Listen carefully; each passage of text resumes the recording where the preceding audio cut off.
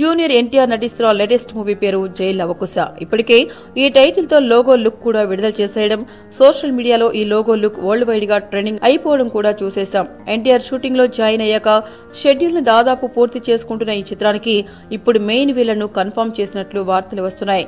జై లవకుశలో విలన్ పాత్రలో నటించేందుకు కన్నడ నటుడు దునియా విజయ్ ను సంప్రదించినట్లు తెలుస్తోంది. గత ఏడాది నుంచి ఇతనిపై తాత్కాలిక నిషేధం ఉంది. మాస్తి గుడి షూటింగ్ లో భాగంగా ఇద్దరు ఫైటర్లు ప్రమాదంలో మరణించిన తర్వాత ఇతనిపై శాండిల్వుడ్ టెంపరరీ బ్యాన్ విధించింది. జైల్ లవకుశలో లీడ్ విలన్ పాత్ర కోసం ఇతన్ని సంప్రదించాడట దర్శకుడు. స్క్రిప్ట్ నచ్చడంతో పాటు తన క్యారెక్టర్ కూడా నచ్చడంతో వెంటనే ఓకే చెప్పేశాడట దునియా విజయ్. ప్రధాన విలన్ పాత్రలో ఇతన్ని కన్ఫర్మ్ చేసుకున్నారని అంటున్నారు. అయితే ఈ విషయంపై ఇంకా అధికారిక ప్రకటన రావాల్సి ఉంది. సినిమా గురించి అప్డేట్స్ తానే ఇస్తానంటూ గతంలోనే నిర్మాత కళ్యాణ్ రామ్ స్పందించాడు. ఈ జై లవకుశ చిత్రానికి గాను మరో ఇద్దరు హీరోయిన్లను ఫైనలైజ్ చేయాల్సి ఉంది. ఏంటండి, వీడియో నచ్చిందా? అయితే ఓ లైక్ వేసుకోండి, లేదంటే ఓ కామెంట్ చేయండి. ఎప్పటికప్పుడు మా వీడియోస్ చూడాలంటే సబ్స్క్రైబ్ చేసుకోండి.